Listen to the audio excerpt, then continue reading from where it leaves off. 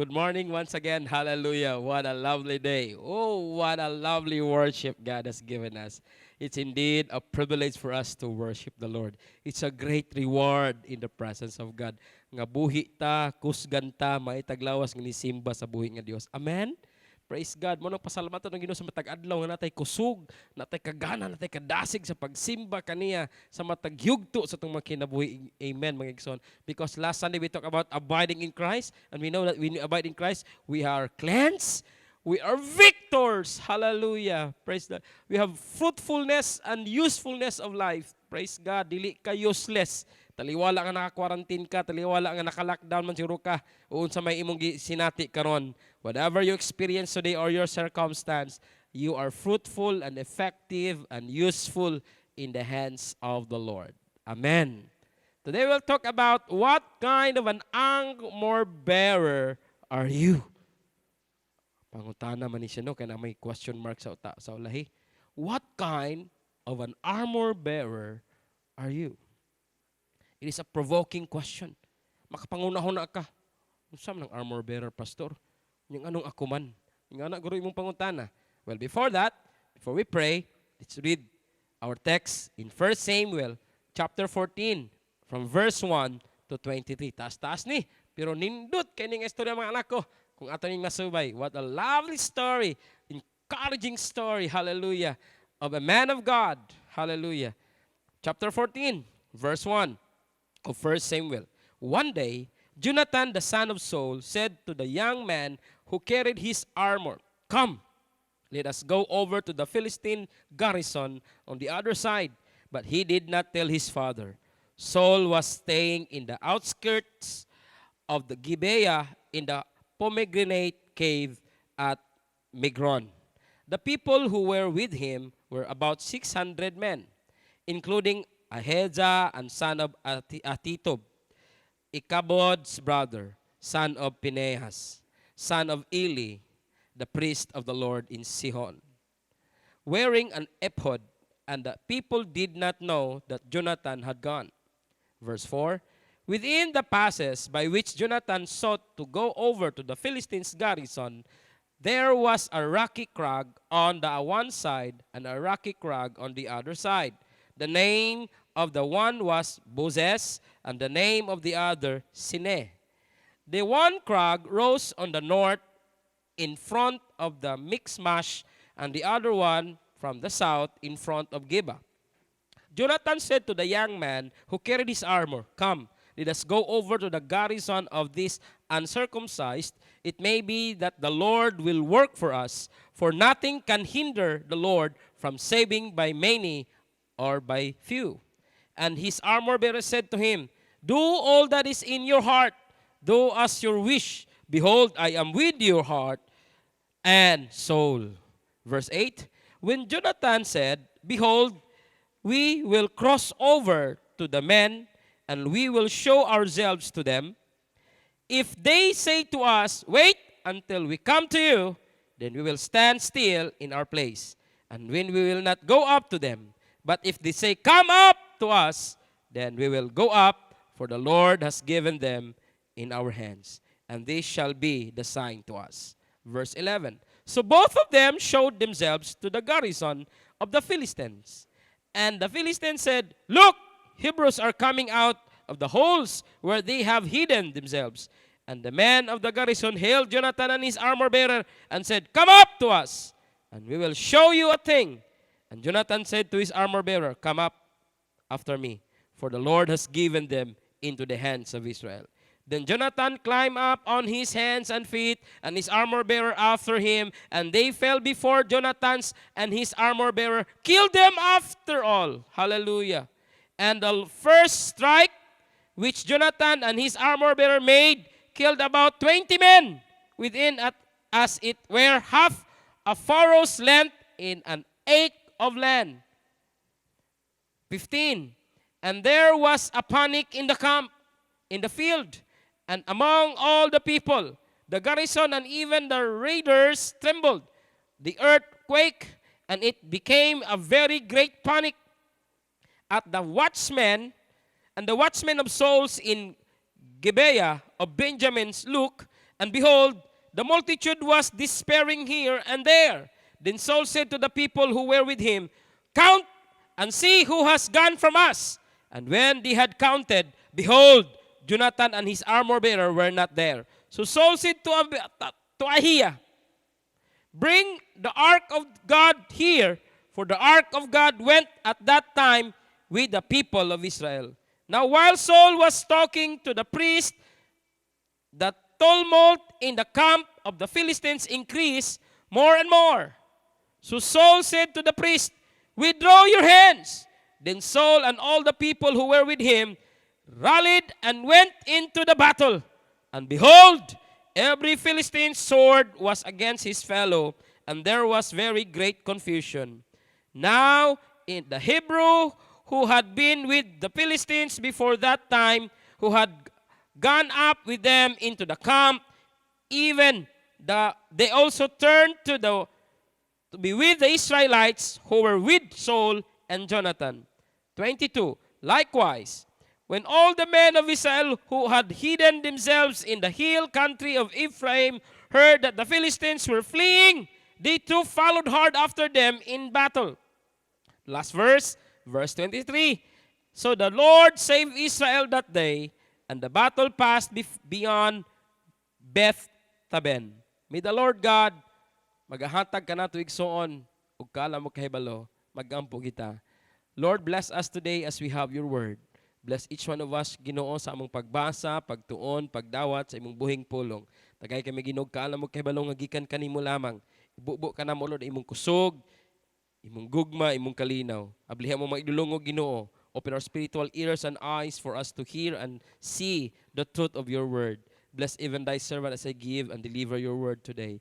Bless every hand, bless every family, every household na nag-aabli sa ilang mga television, Ginoo, sa ilang mga gadget, Lord, following our live stream. For your glory we declare, in Jesus' name, amen. Good morning! Hallelujah! Mayang Diyos! Kaya paigsoon! Kaya pa nato, kini padayon ta. Sunod lang ta sa balaod sa atong panggoberno. Tungod kay ang Dios maayo kanato. Amen? What kind of an armor bearer are you? That's a question. I want to share a concept with you that should be revolutionize the way you think about ministry and God fulfilling His call and destiny in your life. It is an attitude that must be in place in our lives if we are to properly motivate one another to great exploit in Jesus' name. Amen? Let's motivate one another nga makahimot ta great exploit, hallelujah, for the glory of God. Amen? We are living in an age that will demand more and more of us as people of God. Nato sa panahon nga, ang atong palibot, ang atong mga panghitabo, nagadiman more of us. Amen. If Christianity is to become more of a force to be reckoned with, it will demand that we as people of God are more involved in great exploit for our King. Amen. Dili ron panahon igsuon nga magkiyog pusta sa itong mga kamot. Mao ni nga panahon igsuon nga kauban nato ang Ginoo, kauban tas Ginoo pagbuhat sa mga buluhaton. Amen? We need to be men and women who provoke one another to make great exploit for the Lord. Amen? Amen. In the book of Daniel, Daniel 11:32, in the New King James Version, nag-ingon, those who do wickedly against the covenant, he shall corrupt with flattery. But the people who know their God shall be strong and carry out great exploit. Again, those who do wickedly against the covenant, he shall corrupt with flattery. But the people who know their God shall be strong and carry out great exploits. Hallelujah. What kind of an armor bearer are you? The story give us a background igsoon. Naghatag ka natog pagpasabot unsay punto nining atong pangutana karon. Ingon nga uluhan sa atong mensahe ning Taknas Kabuntagon. God's desire is for us to be people who know our God and thus doing great exploit for the glory of His name. Amen. For the glory of His name. Ang atong mga achievements, ang atong mga kalampusan, ang atong mga victories upon victories, it's for the glory of God. Amen? It is for His own glory and honor and praises. Hallelujah. Dili na para kanato igsoon. Nga mutaas ang atong lapida. Mutaas ang atong ngalan. Hallelujah. It is all for the glory of the living God. Amen? It is His desire for us that we as His people will know and doing great exploit for Him. The focus of our message this morning is about encouraging others and esteeming others as more important than yourself. Nga atong unaw ng uban, atong makaubanan, nga mas importante sila kay kanato. Amen.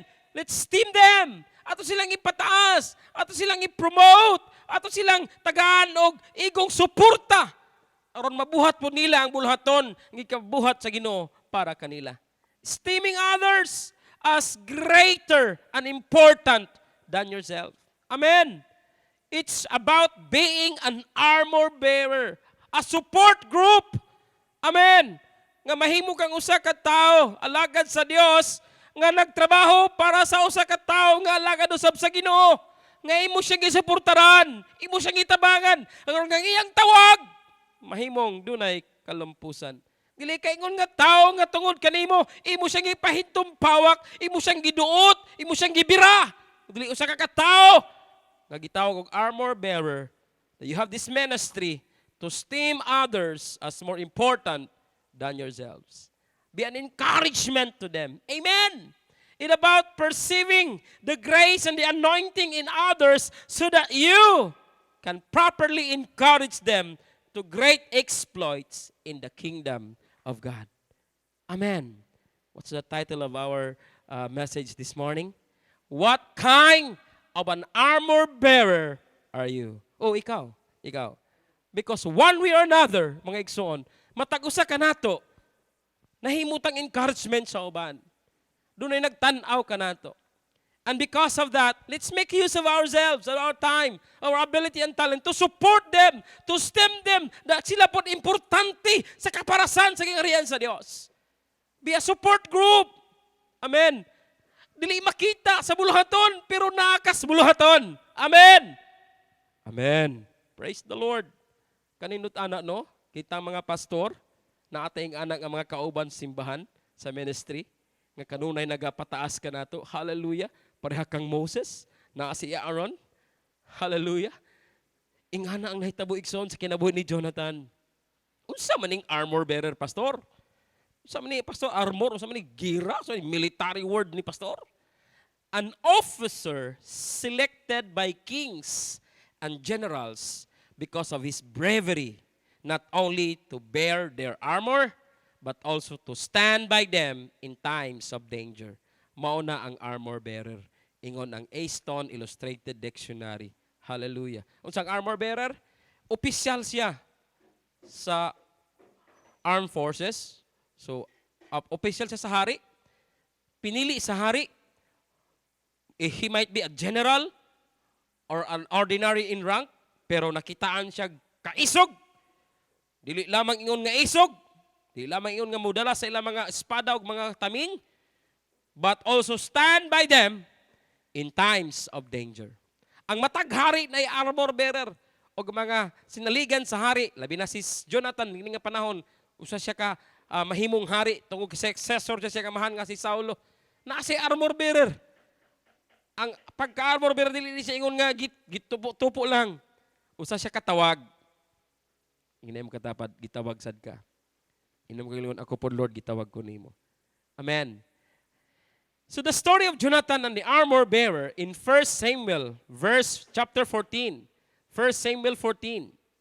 This is a powerful story of someone who knew his God and what God was capable of, and how Jonathan's armor bearer encouraged him to take a risks of faith that brought forth a great exploit and victory for the nation of Israel.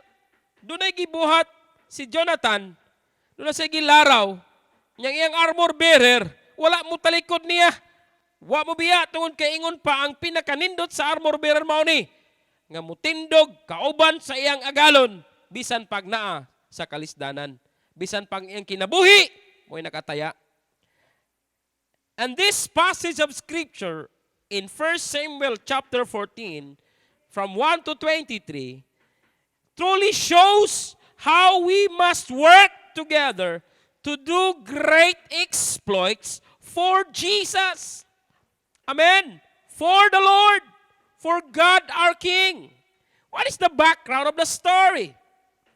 The background of the story is Saul and his army are reduced to about 600 men. Ay, layo kayo, underman sila. Si Saulo nga hari, nini nga panahon, ang yan na lang mga sundalong nabilin, more or less 600. Because the Philistines are operating from a stronghold and terrorizing the Israelites to the degree that most of the army has deserted and is hiding in caves, in rocks, in holes, and pits. Tungod kay grabe ang ilabihan nga puwersa sa kaaway ining panahona, nga giterrorize silag maayo, kasagaran nga mga kasundaluhan ni Saulo nanago sa mga kabatuan, sa mga kalanguban, sa mga bangag, ug unsay nay makita lang nga mga tago, ug nahibulag sila sa dako nga panon nga gidala ni Saulo.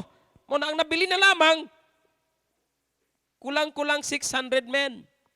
And to top it all, most of these men, or halos kining tanan nga 600 men, wala na'y mga hiraminta. Among 600 men, including Saul and Jonathan, sila lang doon ay mga weapons because the Philistines took away all their blacksmiths. Kung na sila'y bow, wala na sila'y mga arrow. Kung naman sila'y mga swords, mga habol na. Ang uban, mga bali. Ang uban, wa na gyoy hinagiban. Tungod kay ang tanang blacksmith nga kauban nila ni Saulo, gipangdakop na, gipamatay na sa mga Pilistihanon. That's the background of the story. Similar to where our time today. Siguro, atong masabtan igsuon, wala na gyud. Ang mga simbahan sarado. Ang mga pastor, wala na home visitation, wala na home Bible study, wala na evangelism, wala na, tanan. Tungod kay naka-quarantine man tang tanan, natay pass para man lang pagpalit og pagkaon. Wala na ang ato mga naandan nga mga buluhaton. Hello, gimingaw ka? Ikaw gimingaw ka ba? O giganahan ka? Ako igsoon ko ko pang taon, gimingaw jud ko nimo. I want to see you face to face. Hallelujah. Sige lang, mag-ampo ta nga magkita pagyud ta. So soon. Amen? Muna nahitabo karon, morning background sa atong storya. Ang uban nahimulag sila. Mura silag nahimulag sama kanimo kanako, wa magkita ay. Tungod kay dunay terror nga ilang gikahadlokan ang grupo sa mga Pilistihanon. Kita po dun tabi gikahadlokan karon. Wa man ta mahadlok pero ni abide lang tas balaod. Aron nga pugnan nagpapakgang kining virus nga gitawag nilag COVID-19. Di ba? So nahitabo karon ang pwersa ni Saulo uban sa anak si Jonathan, gamay kayo kumpara sa pwersa sa kaaway. Nga anytime sa ilang pagsulong, kaya silang lopigon. Tungod kay si Saulo na lang ug si Jonathan ang dunay mga hinagiman nga capable, fit to fight. Ang uban di na fit to fight. Bow na lang, way arrow. Ang uban na sword, habol, bali. Ang uban wa na gyud. Kumo na lang ilang gidala-dala. Praise God. Nga na kalisod ang ilang kahimtang. Ya, daghan pa sila sa maron. What is needed today, much of the Christian today, is cowering before the enemy with our entire spiritual arsenal stripped from us because we have compromised ourselves before our enemies of the faith. Kung ikaw karon anak sa Dios, unya gibati nimong kabalakag kahadlok sa ugma igsuon, sultihan ko ikaw, nawadan kag pagsalig sa Ginoo. Ayaw dawata ka ng kahadlok. Ayaw entertain na ka ng kabalaka. Tungkol kay ang Dios gamhanan. Amen? Walay makasarang sa buhi nga Dios. Hallelujah. In 1 Samuel 14:1 and 2, nag-ingon, now it happened, One day, that Jonathan, the son of Saul, said to the young man who had bore his armor, "Come, let us go over to the Philistines' garrison that is on the other side." But he did not tell his father. And Saul was sitting in the outskirts of Gibeah under the pomegranate tree, which is in Migron. The people who were with him were about 600 men. Question: why did Jonathan didn't tell his father about his plan? Pangutana: ngano kaha nga wa man isultiin ni Jonathan ang iyang haring amahan sa iyang plano? Probably because his father would have laughed at him and destroyed his faith. Probably because mga igsoon, kung yan ang isulti, katawaan ra siyang amahan. Nga naman, it's impossible. Nga ang pagabuhaton ni Jonathan, dako, kayo nga imposible. O sa kadakong hikog, kayang buhaton.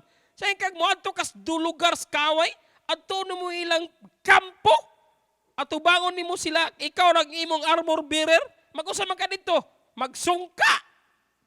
Mo nang diligid mo sagot yung amahan, katawar siya, ingnon giro siya nga, hilom di Jonathan, hari ko, dugay na ko sa panggubatan.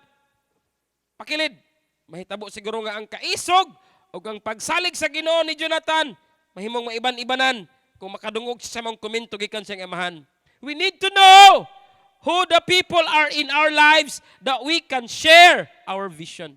Kung naakay pananawon, naakay kabugaton, naitinguhang gibutang ang Dios sa imong kasing-kasing, ayaw nag-ipatakag sulti lang ni bisan kinsa. Pili igsoon pa ngayong kaalam sa Ginoo kang kinsa nimo ni sugid nga kanang kayuhan kag utrong dili kay bubuang kag tubig aron palungon ka. Amen. We need to know who the people in our lives that we can share our vision, goals and calling without being ridiculed.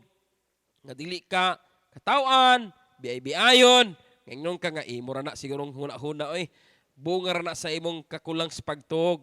Katog, balik. And Jonathan know this situation. He goes to his armor bearer and begin to share his plan.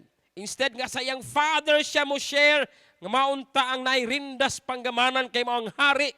Apan nakita niya kaila sa siyang hari nga walay pagsalig sa Dios, iyang gisaligan ang iyang armor bearer. And he confine and share his plan. Ako mga tanan nimo karon. Do you know who your trusted armor bearer are?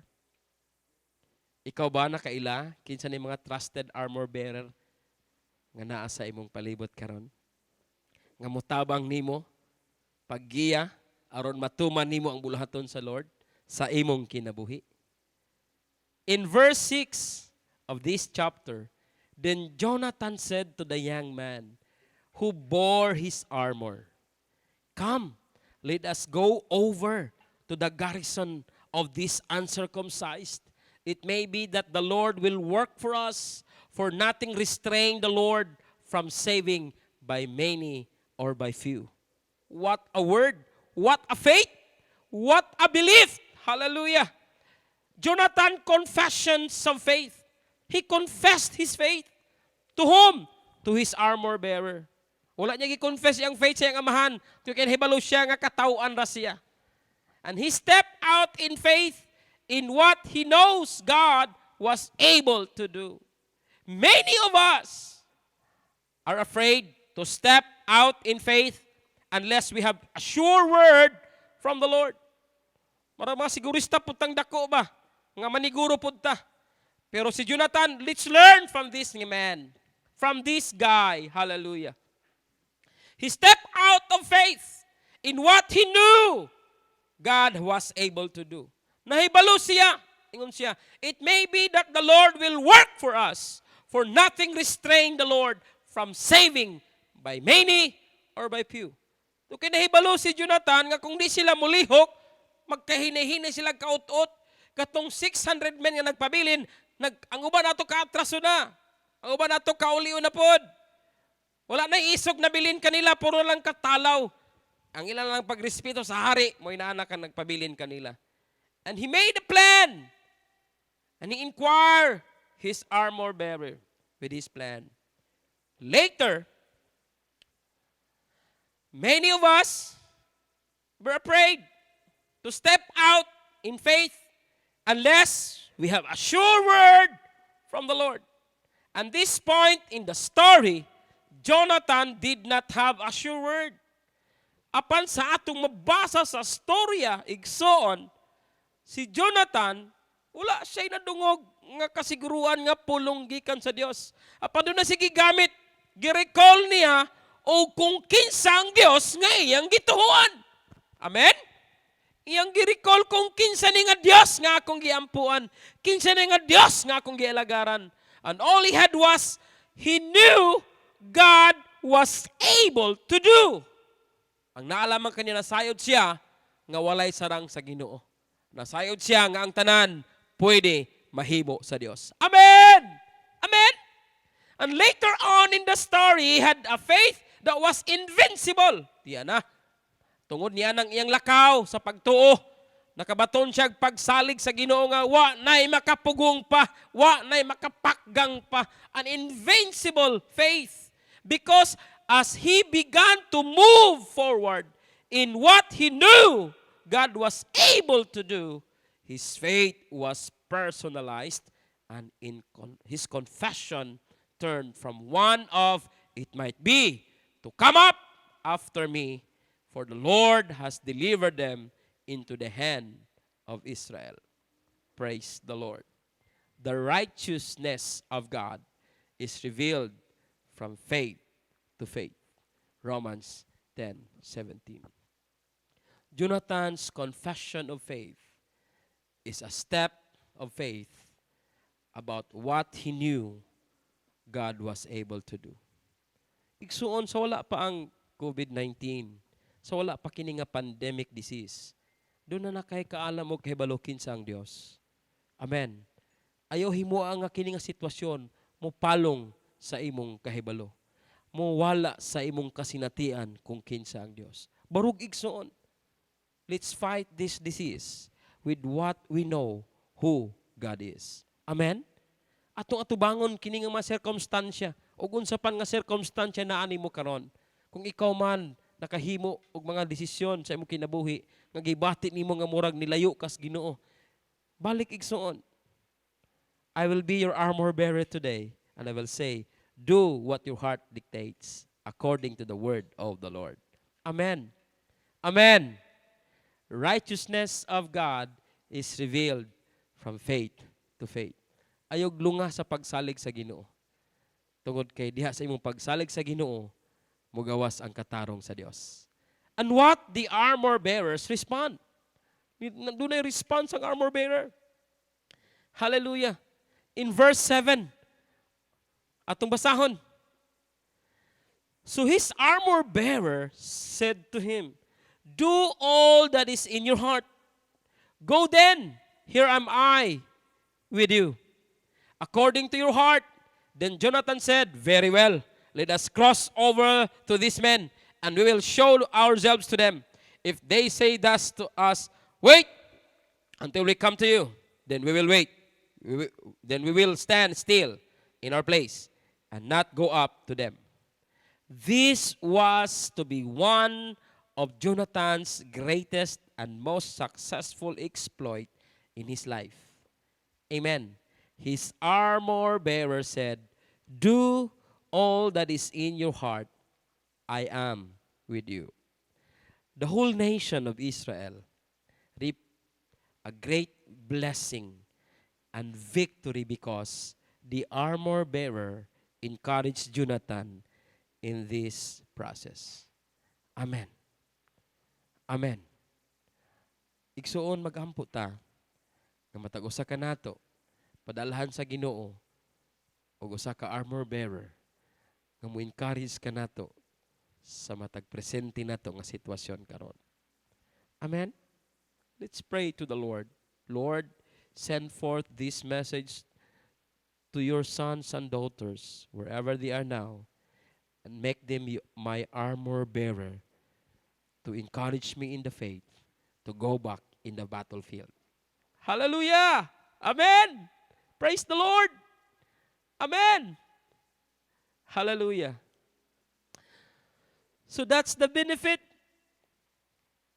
The whole nation experienced victory because of this one person, the armor bearer of Jonathan, declares these words to his master. Do all that is in your heart, I am with you. Though he know nga sipyat gamay sa ilang pagpamulong dito sa tunga-tunga sa warfield, mukalas ang ilang kinabuhi. Saul and his army were literally stuck in a discouragement with the enemy attacking them from all sides. Sa ilang kaniyana, ang ilang kaaway attacking them from all sides. They were nowhere to go but to surrender. Walay lain silang paingnan kung dili ang pag-surrender. Pagyahat sila makabot mingon, di nami makigbatok, lupig namin ninyo.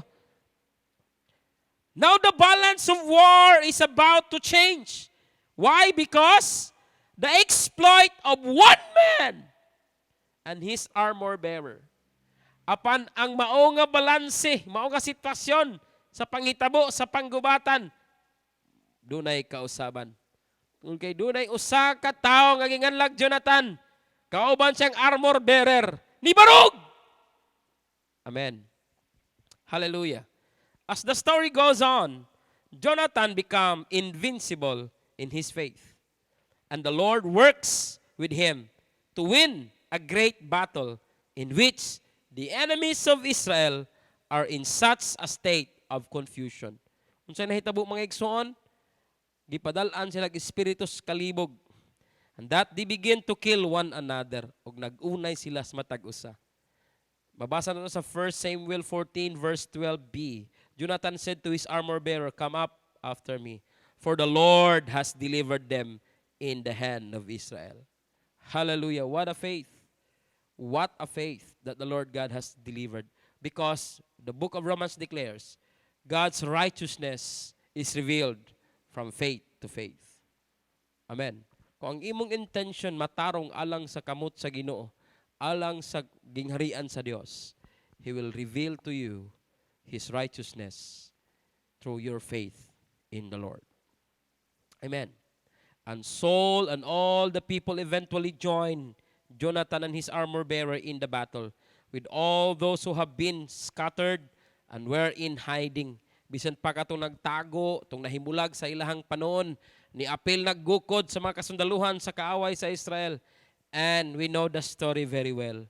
Napil din nila ang Philistine niya ng adlaw. In 22 and 23 of 14 of 1 Samuel, ingon, likewise, all men of Israel who had hidden in the mountains of Ephraim, where they heard that the Philistine fled, they also followed hard after them in the battle. So the Lord saved Israel on that day, and the battle shifted to Beth Aven. Hallelujah. What's the point? My point here is I want you to focus how is important the armor bearer was to Jonathan. Unsa ka importante sa kinabuhi ni Jonathan ining panahona ang yang armor bearer. Nga nakahimo siya great exploit and victory to the nation of Israel. Hello. What's the part of the armor bearer? Unsa gihimo sa armor bearer? He encouraged Jonathan greatly by saying, do all that is in your heart. Go then, here I am with you, according to your heart. What a word of encouragement. Maunta ning madungog nato sa mga tao na nasa tong palibot sa panahon nga ikaw naasa kalibog, sa panahon nga ikaw nangita sa direksyon sa Ginoo, o naa ka sa panahon nga ikaw nasa kalisdanan.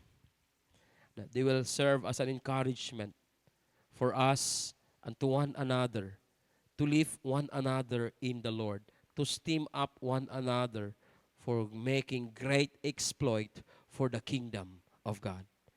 Amen. Amen. Dili ta unta igsuon mahimong self-centered, self-serving. Nga gusto nato kita ra pirmi ang tabangan, kita pirmi ang sabton. dili napunta na nga panahon, as the Lord dictates to us, like an armor bearer, help one another, help somebody, someone, and encourage them to fulfill their destiny in the kingdom of God. Amen. Amen. Hallelujah.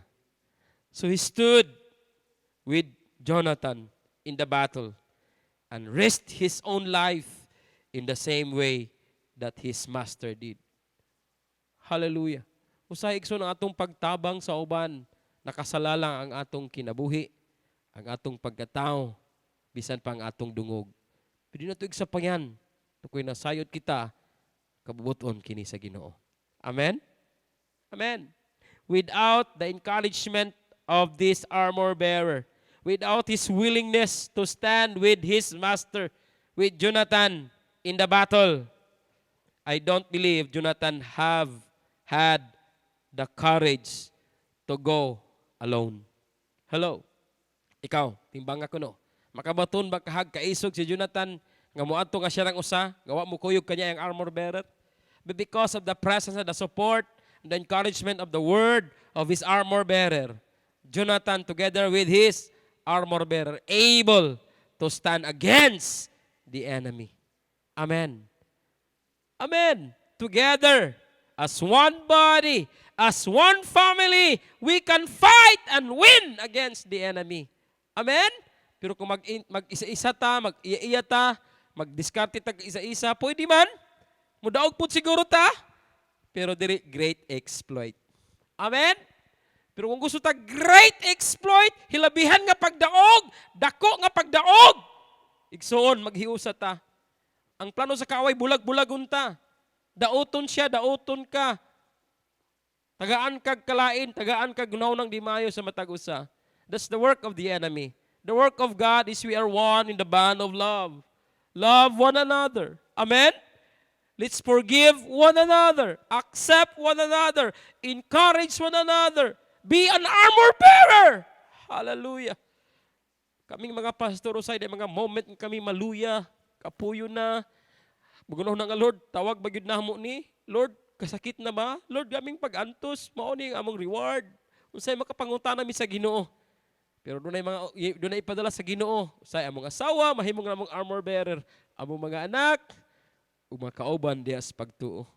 Salamat igsoon. One way or another, nakaministeryo ka kanako. Ako sa nagampo sa Ginoo. One way or another, nakaministeryo usab ako kanimo. Yung panahon nga nangahanglan ka kanako. Doon pa yung mga panahon nga ako nanginahanglan kanimo. Sabi gibuhat sa armor bearer? Doon na ba siya gibuhat? Doon na lamang siya gitubag. He responded to the confession of faith of his master. Ningon ang armor bearer, do all that is in your heart. Go then. Here I am with you. According to your heart. Grabe nga encouragement. Dili ta kabiyan. Ubanan ta ka. Bisan pa sa kamatayon. Ug iyan ang gibarugan. Kauban ng iyang master nga si Jonathan. With him, they faced the enemy. Without his encouragement and willingness to stand with Jonathan in the battle, I don't believe Jonathan would have had the courage to go alone. Amen? Paul says, be kindly affectionate to one another with brotherly love, in honor, giving preference to one another. Praise the Lord. Be kindly affectionate to one another with brotherly love. Mga igsoon, morning admonition sa atong apostle. Sa mga gigamit sa Dios in New Testament time. Another, he said, let nothing be done through selfish ambition or conceit, but in lowliness of mind, let each esteem others better than yourself.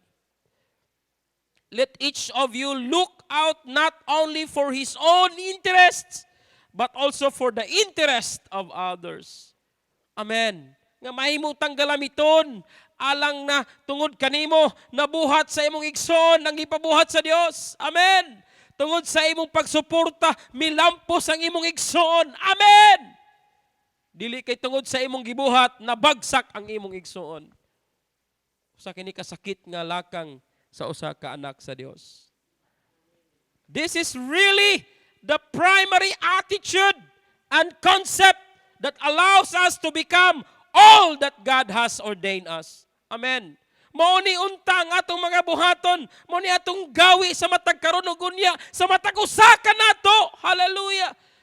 Gibulag man kita sa karatula sa atong simbahan, apan usa kita kalawas diha kang Kristo. Amen. Ikaw ug ako, tungod kita nito diha kang Kristo. Nakadawat siyang kaluwasan, siyang sakripisyo dito sa cross, na himo kitang usa diha kaniya, pero naging gugmang iyang gihatag kanato. We are one in the band of love. And we have the concept that will allow us to become all that God has ordained us for our lives. And that properly motivate all of us to encourage others to great exploit in the kingdom of the Lord. Amen. Selfish ambition, conceit will only produce wood, hay, stable in your lives. Ngayon pa sa panahon nga kita na hukman sa Dios, unsa may ka dili mo prevail ang kahoy, ang sagbot ug mga dangan igsoon. Because selfish ambition and conceit will only produce wood in the presence of God, hay and stable. You maybe have some exploits, but they don't be the exploit that are born out of the heart of God. You may experience victories upon victories in your life, but could you say that that victory that you have is the kind of victory the Lord wants you to win? God wants to lead you into exploits that produce gold, silver, and precious stones. Hallelujah. It really takes having an attitude of preferring others as more important than yourself. We are so overwhelmed with ourselves that we think nga mas importante ka kaysa uban. That we think na dili ta makasakripisyo para sa uban. We are so overwhelmed with self-centeredness that we produce wood, hay, and stable in our lives. To produce the qualities that true armor bearer have, let's esteem others important than yourself. John the Baptist understood this when he said, Jesus must increase and I must decrease. Hello! John the Baptist understood this very well. At that point of time, John the Baptist became an armor bearer to the Lord Jesus Christ. We have to guard our heart. We have to guard our heart. We have to guard our heart. Amen. From jealousies and selfish ambitions. Hallelujah. Guard your heart. Fourthly, we must recognize the season we are in and build our lives within the balance. Recognize the season. Hallelujah. Tagaig pagtagadig suon, unsa ang kapanahunan karon. Be sensitive. Be alert. Do not be overwhelmed with the things around you. Do not be overwhelmed with what the world dictates. Hallelujah. Jonathan recognized both seasons he was in. He knew when it was time to step out in faith to perform great exploit. And he also recognized the season of being a great encourager to David. What he experienced with his armor bearer during that time, Jonathan became also an armor bearer to the king, David. Amen. Amen ba mga igsoon?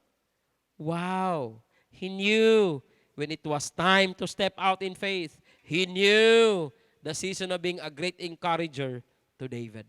Kingdom people have a sense of where they are, and that what they have been commissioned to do and build accordingly.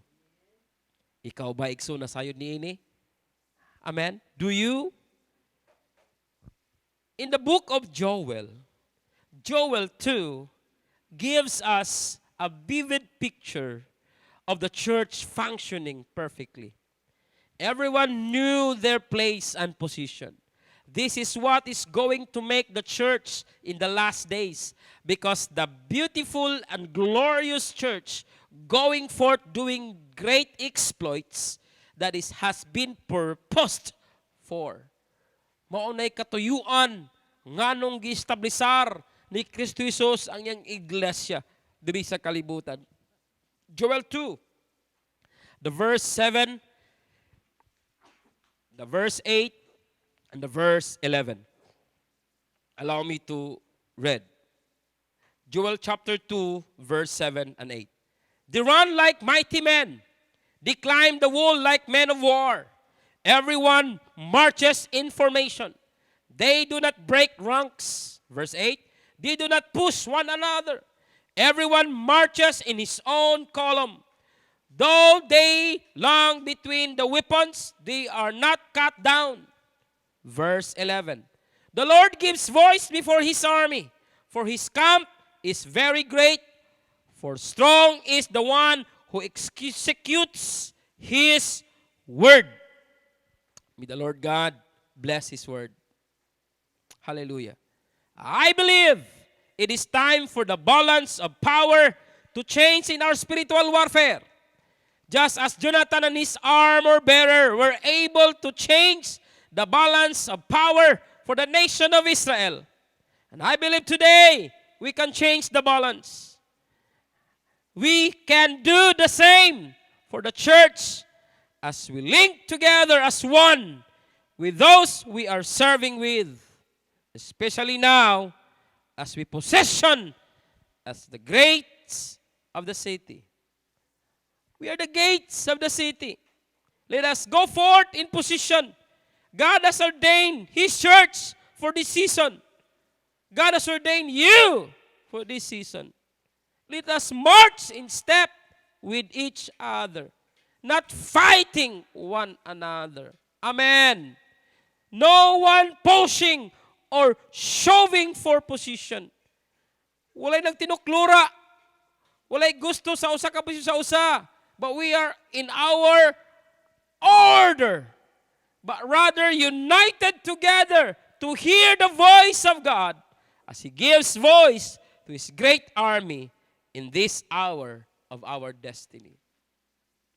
What does it take to be a good armor bearer? It's a question. What does it take to be a good armor bearer? Hallelujah. First,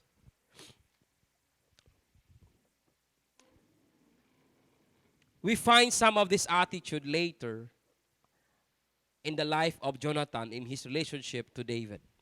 Even though Jonathan has his great moments in the battle, he was perceiving the grace of God in David, and that God has truly called David.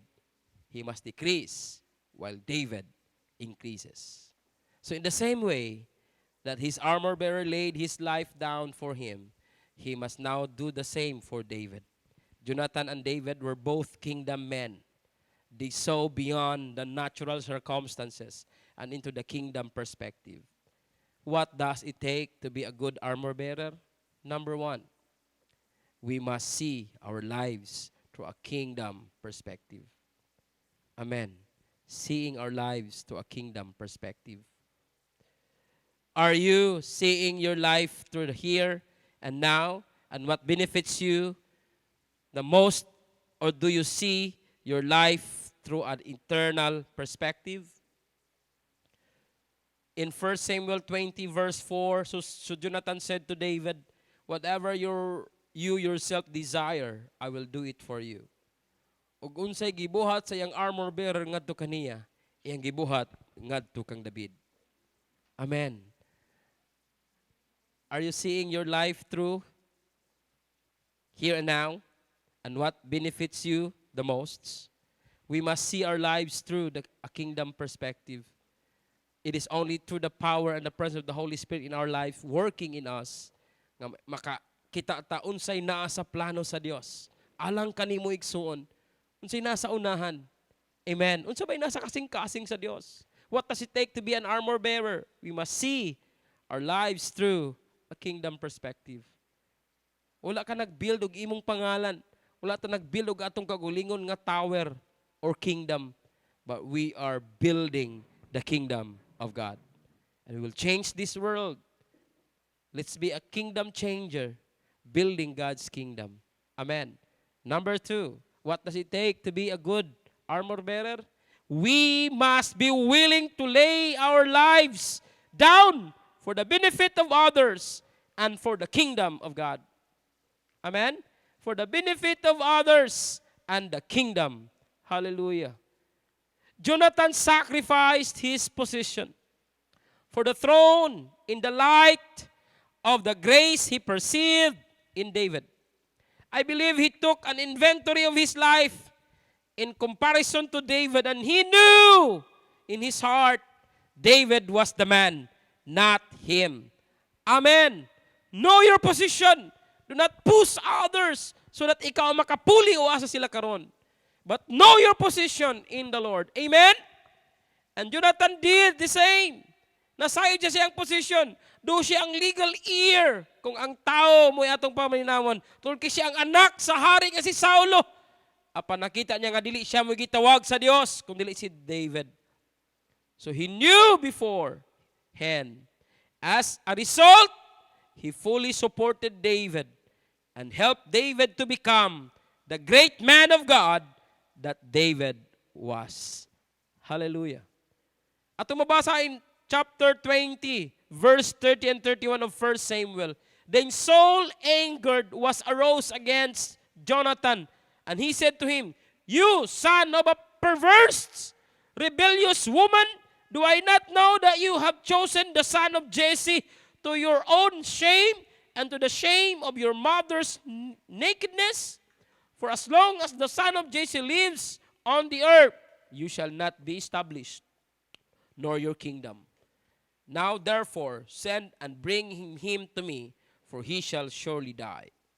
Jonathan's willingness to help David escape his father shows that he was willing to lay down his own dreams and his own aspirations and to see David succeed. He was willingly giving up his position as the future king of the kingdom of Israel because he perceived the grace and anointing was on David. Hallelujah.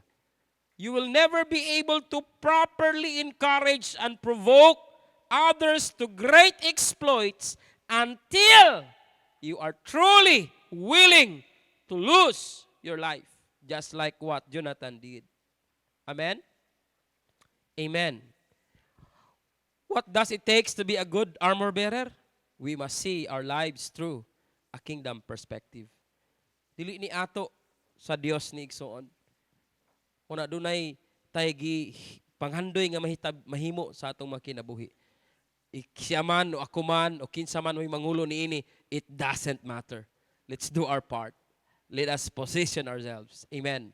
Number 2, we are willing to lay down our lives for the benefits of others and the kingdom. Praise God. How many of us are willing to lay down our lives? Willing to lay down our dreams and aspirations to see others succeed in ours instead, when we perceive there is a grace and anointing that may be greater than our own. Nga nasayid man kita, nga mas gidihugan siya kaysa atua sa pagbuhat nini mabutanga. Tungod kay pamilya man kita igsoon, ato silang supportaran sa pagbuhat niini. Amen. And number 3, what does it take to be a good armor bearer?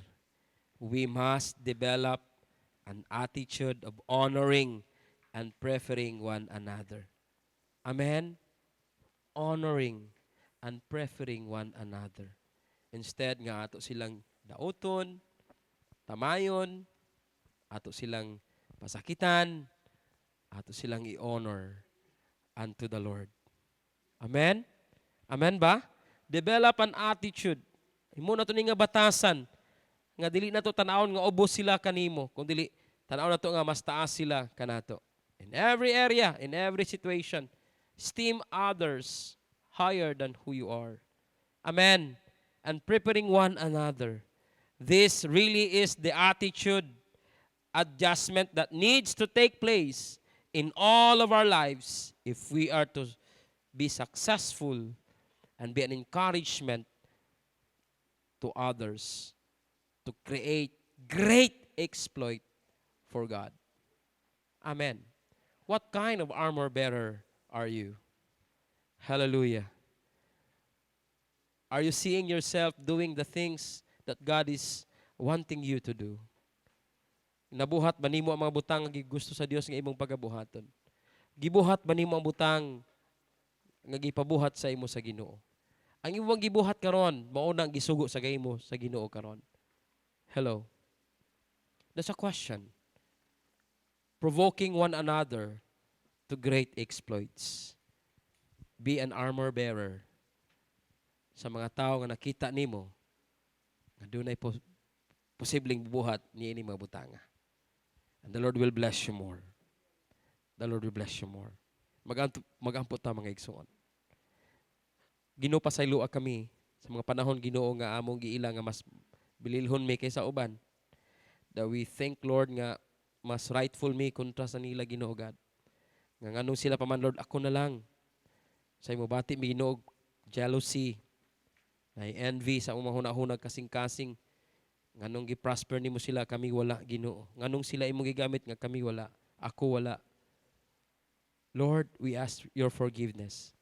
Give us, O God, that grace nga naa kanimo karon. Allow us to learn our lesson. Nga we need to encourage one another for your glory and honor. Tungod kay Lord, doon na kay plano sa matag usa. And Lord, allow us, reveal it to us, O God, our position in your kingdom. Ginoo himo kami Ginoo nga tao nga mahimo Ginoo mudasig sa uban. Aron nga mahimo nila Ginoo ang ilang tingo, ang ilang tawag diha sa imong gingharian. Ayaw mihimo Ginoo nga babag ngadto kanila. Ayaw mihimo Ginoo nga mubungkag o muguba sa ilang plano diha kanimo Ginoo. Help us, make us, Father God, an armor bearer alongside with your servant, Lord, to fulfill and create great exploits for your kingdom's sake. Ining kabuntagon Ginoo nangamuyo ako diha kanimo. Forgive us. Release us, Lord, from this worldly connection. Change our hearts, transform our mind. Give us a dedication, Lord, to only fulfill your dreams, your plans, and your aspirations for the glory of your name and for your kingdom's sake, O God. Salamat Ginoo nga bisita ka sa matag panimalay karon, sa among mga viewers, sa among mga hearers, sa among mga followers Ginoo, ning live stream nga mong gibuhat karon. Himayaon mo sila sa ilang mabalay Ginoo, sa ilang pamilya, sa ilang panimalay. Maghari ka, mamuhat ka Ginoo. Himo kaming mga galamiton alang sa pag-establisar sa imong gingharian, alang pagtuman sa imong kasuguan nini nga kalibutan. Taliwala Ginoo sa among gisagubang Ginoo nga mga katalagman. Nagpabilin ka nga Dios og hari hangtod sa way kahangturan. Salamat Ginoo ning kabuntagon. We declare your peace, we declare your joy, we declare even your love. Lord, salamat Ginoo. One way or another, mahimo kaming mga armor bearer sa mga isig kaingon Ginoo aron nga mo advance ang imong agenda ning among kalibutan karon. We declare your kingdom come. We declare your will be done. We declare your peace, your joy, your love be established. To God be all the glory in the name of the Father, of the Son, of the Holy Spirit. Oh, in Christ's name we pray. Amen and amen. God bless everyone. God bless you all. This is your host, Pastor Marvin Montaño saying, to God be all the glory. Amen. We love you all. Hallelujah.